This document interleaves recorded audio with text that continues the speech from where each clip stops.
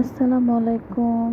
কেমন আছেন সবাই? আলহামদুলিল্লাহ আমরাও ভালো আছি। নতুন একটা ব্লগ নিয়ে চলে আসলাম। এই তো ফারিস্তা এখনও ঘুমিয়ে আছে, উঠিনি। এর ফাঁকে আমি নাস্তা বানাতে চলে আসলাম। নাস্তা বানিয়ে খেয়ে তারপরে ফারিস্তা উঠে গিয়েছে। ও উঠে ব্যথা পেয়েছে, এই জায়গাটা আগেও ৩ বার ব্যথা পেয়েছে। তো আবারও ব্যথা পেয়েছে। ব্যথা পাওয়ার পর খুব কান্নাকাটি করেছে। এরপরে আর কি দুষ্টুর তো দুষ্টুমি কমে না। তো দুষ্টুমি করার জন্য এখানে বোনের এখানে চলে আসছে।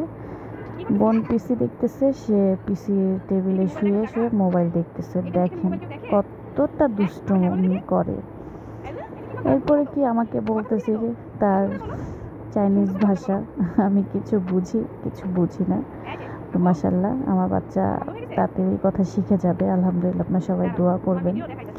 এরপরে আবার দুই বোনের ঝগড়া লেগে গেছে। তো সে আমাকে বিচার দিতে আসছে। আপা এটা করছে চাইনিজ ভাষা। ও বড় বড় ওখান দিয়ে আমাকে বিচার দিতেছে, ওই রুম থেকে বলতেছে ও এটা করছে। তো আমি আর কি বলবো, জিজ্ঞেস করতে করতে সে আমার কাছে চলে আসছে।